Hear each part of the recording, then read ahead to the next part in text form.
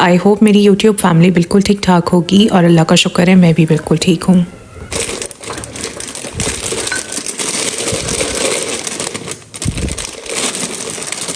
अक्टूबर 2024 से ना मेरी लाइफ कुछ अजीब सी हो गई थी। अचानक से ऐसा फील करना कि जैसे लाइफ में मेरा इंटरेस्ट ख़त्म हो गया है, किसी काम में किसी चीज़ में मुझे दिलचस्पी नहीं रही है। मैं ख़ुद को बहुत ज़्यादा दूसरों से अलग थलग करती जा रही थी। मैं फ़ील कर रही थी कि मैं आइसोलेटेड होती जा रही हूँ बहुत ज़्यादा।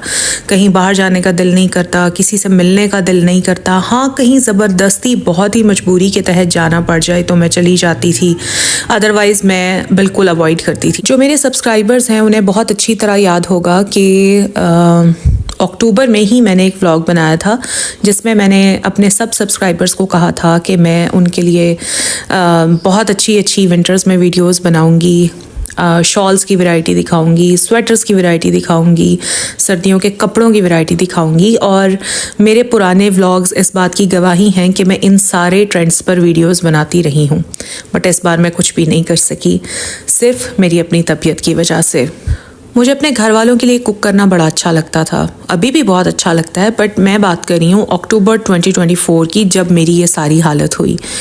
मैंने कुकिंग करना छोड़ दी। कुकिंग तो मैं करती थी, ऑब्वियसली मुझे ही करनी थी, लेकिन मैंने टिपिकल कुकिंग शुरू कर दी। मतलब गोभी गोश्त, आलू गोश्त, खिया गोश्त, chicken kadai, biryani, pulao, these are the typical dishes जो हमारे घर में बन ही रही होती हैं। तो बस मैं जल्दी जल्दी ये बना देती थी। मैं हमेशा से ऐसी औरत रही हूँ जो हफ्ते में 3 दिन लाजमी या तो अपने बच्चों की पसंद की कोई ना कोई नई रेसिपी ट्राई करती थी, या फिर अपने हस्बैंड की पसंद की कोई ना कोई रेसिपी मैं ज़रूर बनाती थी। मतलब ऐसे खाने जो वो भी करना छोड़ दिया। अच्छा, फिर इस बार मैंने लिटरली अपने लिए कोई शॉपिंग नहीं की। मतलब जैसे सर्दियों की एक प्रॉपर शॉपिंग होती है, मैंने बिल्कुल कोई शॉपिंग नहीं की। जो पिछले सीज़न में मैंने कपड़े ख़रीद कर रखे थे वही निकाले, वही स्टिच करवा लिए। कोई नया स्वेटर नहीं लिया, कोई नए जूते नहीं लिए, कोई नई शॉल, मैंने कुछ भी नहीं लिया। क्यों? क्योंकि दिल ही नहीं करता था। फिर मुझे फ़ारिग टाइम में टीवी देखना बहुत अच्छा लगता है और उस वक्त भी बहुत अच्छा लगता था। लेकिन अचानक से क्या हुआ कि मैं एंटरटेनमेंट के लिए टीवी ऑन ज़रूर करती थी, लेकिन या मैं चैनल्स चेंज करती रहती थी। अगर नेटफ्लिक्स लगाया तो उस पर बार बार सीज़न चेंज करती रहती थी। कोई मूवी लगाती थी तो फोकस ही नहीं हो पाता था मेरा। बार बार मैं मूवी चेंज कर देती थी और बिलाखिर मैं टीवी बंद कर देती थी। ऐसा लगता था जैसे मेरे ब्रेन पर ना कोई फॉग सी आ गई है। मुझे समझ नहीं आ रहा, मैं किसी चीज़ पर फोकस नहीं कर पा रही। और सबसे बढ़कर मेरा पैशन, मेरा यूट्यूब चैनल, मेरी वीडियोस, मैं उस पर भी फोकस नहीं कर पा रही थी। और ये टाइम, पता है, मेरा ऐसा टाइम था जिसमें मैंने बच्चों से भी चिढ़ना शुरू कर दिया था, हस्बैंड से भी चिढ़ना शुरू कर दिया था। लिटरली मेरे हस्बैंड तो मुझे ये तक कहने लग गए थे कि तुमसे तो बात ही नहीं करनी चाहिए, तुम 24 घंटे गुस्से में रहती हो। और मुझे समझ नहीं आता था कि गुस्सा किस चीज़ का है। अच्छा, फिर मैं वेट लॉस डाइट पर थी। Still I am on weight loss diet. I am hypothyroid. मैं बहुत बार बता चुकी हूँ, जिसकी वजह से मुझे एक आम आदमी से 20 गुना ज़्यादा मेहनत करनी पड़ती है वेट लॉस के लिए। सो मैं उस वक्त वेट लॉस डाइट पर थी और माशाल्लाह बहुत अच्छे तरीके से मैं अपना वेट लूज़ कर रही थी। और मैंने बड़ी जल्दी ऑलमोस्ट 16 kg मैंने अपना वेट लूज़ कर लिया था। बट सडनली मुझे उस टाइम पर ये फ़ील होने लगा, मुझे ना खाने पीने में प्लेजर फ़ील होने लग गया। सच पूछे तो मुझे ये नहीं समझ आ रहा था कि मेरी उदासी की वजह क्या है, मेरे अनहैप्पी होने की वजह क्या है। तो मैंने फिर अपनी वो खुशी ना खाने पीने में ढूंढना शुरू कर दी। मतलब इतनी मेहनत से जो 16-17 kg मैंने लूज़ किए थे, मैंने बगैर सोचे समझे खाना शुरू कर दिया। मतलब मुझे लगता था कि अगर आज मैं पिज़्ज़ा खा लूँगी ना तो ये मेरा सारा स्ट्रेस गायब हो जाएगा, मेरी जो गमी है वो खुशी में बदल जाएगी। या आज अगर मैं दही बल्ले खा लूँगी तो सब कुछ ठीक हो जाएगा। हालांकि ऐसा कुछ भी नहीं होता। मैं जिस खुशी की तलाश में थी, उस खुशी को पाने के लिए मैं पिज़्ज़ा खा लेती थी। बट पिज़्ज़ा खाने के बाद खुशी की बजाय, प्लेजर की बजाय मुझे दुख होने लगता था, मुझे अफसोस होने लगता था कि मैंने ऐसे क्यों किया। असल में जो बात थी ना वो ये थी कि मुझे दिली सुकून नहीं मिल रहा था, मुझे इंटरनल सेटिस्फेक्शन नहीं हो रही थी। एंड आई डोंट नो कि क्यों नहीं हो रही थी। कभी ऐसे फ़ील होता था कि नज़र लग गई है, कभी कुछ फ़ील होता था, कभी कोई वहम आता था। समझ नहीं आ रहा था कि अब इस चीज़ से निकलना कैसे है। सच पूछें तो नमाज में भी दिल नहीं लग रहा था। अल्हम्दुलिल्लाह, चाहे जैसा भी वक्त गुजरा, मैंने अपनी नमाज कभी नहीं छोड़ी। मैं नमाज पढ़ रही थी मगर नमाज पर फोकस नहीं कर पा रही थी, कंसंट्रेट नहीं कर पा रही थी। मतलब पढ़ मैं नमाज रही होती थी, लेकिन मेरा जो दिमाग था ना, वो मुसलसल यही सोचता रहता था कि अब ये हो रहा है, अब ये हो रहा है, ऐसे नहीं ऐसे हो जाएगा, अगर ऐसे नहीं होगा तो वैसा हो जाएगा।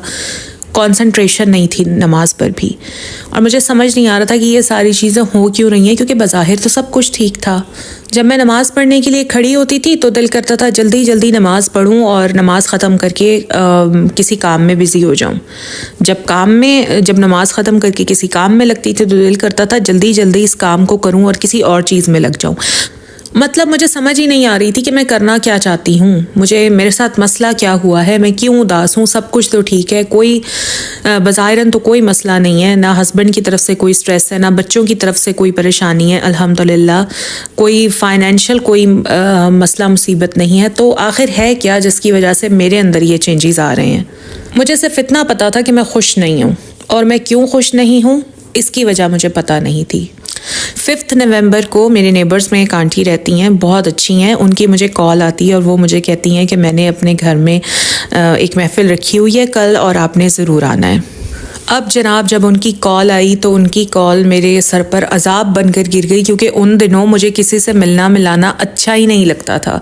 इवन मैं अपने घर से बाहर निकलती थी ना, और सामने वाले नेबर भी अगर बाहर निकलकर मुझसे सलाम दुआ की कोशिश करते थे तो लिटरली मुझे वो भी अजाब लगता था। मेरा दिल करता था कहीं छुप जाऊं, बस किसी से बोलना ना पड़े, किसी से मिलना ना पड़े, किसी से बात ना करनी पड़ जाए मुझे। तो मुझे इतना कोई अजाब लग रहा था कि मैंने उनके घर जाना है। वो असल में एक दर्स था जो उन्होंने अपने घर पर कंडक्ट किया हुआ था, और मुझे वो दर्स अटेंड करना भी किसी अजाब से कम नहीं लग रहा था। लेकिन आंटी के साथ रिलेशन इस तरह का था कि मुझे बाहर हाल जाना ही था, क्योंकि मुझे पता था अगर मैं ना गई तो आंटी नाराज़ हो जाएंगी और फिर आंटी को मनाना मेरे लिए बड़ा मुश्किल हो जाएगा। So I decided to go there. मैंने सोचा कि मैं जाऊंगी ज़रूर, मगर 10 मिनट बैठकर और फिर वापस आ जाऊंगी। तो खैर जी, अगले दिन मैं तैयार हुई और उसके बाद मैं चली गई उनके घर। माशाल्लाह बहुत अच्छी महफिल थी। मैं गई सिर्फ 10 मिनट के लिए थी, लेकिन मुझे पता ही नहीं चला कि किस तरह मैंने वहाँ पर 4 घंटे गुजार दिए। और वो दर्स ख़त्म होने के बाद भी हम सब कितनी देर तक इकट्ठे बैठे रहे, डिस्कशन करते रहे। इतना मज़ा आया, इतना लुत्फ़ आया। काफ़ी अरसे बाद सबसे मिलकर इतनी ज़्यादा खुशी हुई। मैं जब घर वापस लौटी तो यकीन करें मेरे अंदर एक नई तरह की एनर्जी थी। जहाँ दर्स में और बहुत सारी बातें बयान की गई, वहाँ सूरह यासीन के मुतालिक जितनी भी चीज़ें बयान की गई ना, वो उन बातों ने मुझे बहुत इम्प्रेस किया। अच्छा, ऐसा नहीं है कि सूरह यासीन, मैं मुसलमान हूँ, मुझे सूरह यासीन की फ़जीलत के बारे में भी पता है, मैं जानती हूँ सूरह यासीन को पढ़ने का कितना सवाब है, लेकिन दर्स में जिस तरह से सूरह यासीन की फ़जीलत बयान की गई, और फिर जब मैंने सूरह यासीन को अपनी ज़िंदगी का हिस्सा बनाया, तो मैं क्या बताऊं कि सूरह यासीन से मैंने अपनी ज़िंदगी में कितने बड़े बड़े चेंजेस देखे। ज़्यादा ऑयली चीज़ें खाने से हमारा कोलेस्ट्रॉल ज़्यादा हो जाता है, फ़ास्ट फूड खाने से हमारा वेट बढ़ जाता है। ये सारी चीज़ें हमें ऑलरेडी पता हैं, लेकिन हम नहीं बाज आते, नहीं मना होते। लेकिन जब डॉक्टर्स हमें ये चीज़ें करने से मना करते हैं तो हम अल्टीमेटली रुक जाते हैं। हम नहीं खाते हैं ऐसा खाना, हम नहीं करते हैं ऐसी चीज़ें जो हमारी सेहत के लिए नुकसानदेह हैं। ऐसा होता है ना।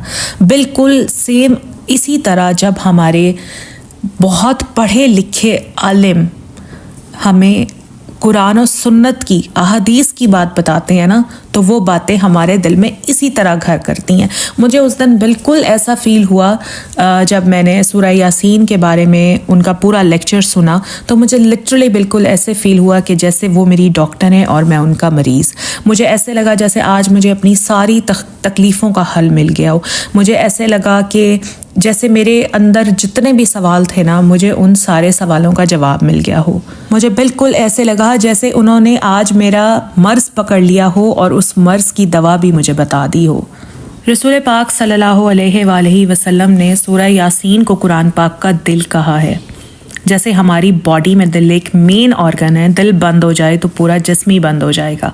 इसी तरह सूरह यासीन के बग़ैर कुरान मुकम्मल नहीं होता। रसूल पाक सल्लल्लाहु अलैहि वसल्लम ने फरमाया कि अल्लाह ताला ने ज़मीन और आसमान बनाने से 1000 साल पहले सूरह यासीन को पढ़ा। फरिश्तों ने सुना और कहा कि उस उम्मत को मुबारक हो जिस पर यह सूरह उतरेगी, और उनके दिलों को शहादत हो जो इसको उठाएंगे, और उनकी ज़ुबानों को मुबारक हो जो इसकी तिलावत करेंगे। अगर आप अपनी ज़िंदगी में खुश नहीं हैं ना, अगर आप अपनी ज़िंदगी से मुतमईन नहीं हैं, तो आप अपने दिन का आगाज़ सूरह यासीन से करें। अक्सर हम लोग ये समझते हैं, हमें ये गलत फहमी होती है कि जिनके पास पैसा है ना उनको कोई दुख नहीं हो सकता, उनको कोई गम कोई तकलीफ़ नहीं है। हालांकि यकीन करें जितने मसाइल पैसे वालों को होते हैं ना उतने किसी को भी नहीं होते। पैसा कभी भी किसी की खुशी का ज़ामिन हो ही नहीं सकता। बड़े बड़े पैसे वाले लोग हैं, बड़ा पैसा है लेकिन ज़हनी सुकून नहीं है, दिली इत्मीनान नहीं है। तो आजकल के दौर में ज़हनी सुकून, दिली इत्मीनान होना बहुत बड़ी बात है। अक्सर मैं आपको टिप्स देती हूँ ना कि ख़ुद को खुश रखने की टिप्स क्या हैं। एक हाउसवाइफ, एक औरत, एक इंसान अपने आप को किस तरह खुश रख सकता है, तो उसमें मुख्तलिफ़ चीज़ें आती हैं कि जी अपना आप पॉजिटिव सोचें, अपनी सेहत का ख्याल रखें, नेगेटिविटी से दूर रहें, टॉक्सिक लोगों से दूर रहें। ठीक है, ये सारी चीज़ें अपनी अपनी जगह ठीक हैं, लेकिन असल में हम उदास और गैर मुतमईन और नाखुश तब होते हैं अपनी ज़िंदगी से जब हम अल्लाह का शुक्र अदा करना भूल जाते हैं। अगर हम हर छोटी सी छोटी नेमत के लिए भी अल्लाह ताला का शुक्र अदा करना शुरू कर दें ना, तो यकीन करें हमारे दिल खुशी और तमानियत से भर जाएं। तो उस दिन वो जो मैंने वहाँ पर दर्स अटेंड किया ना, उस दर्स ने असल में मुझे छोटी छोटी सी चीज़ के लिए अल्लाह ताला का शुक्र अदा करना सिखाया। क्या आपको पता है सूरह यासीन को सूरह दाफिया भी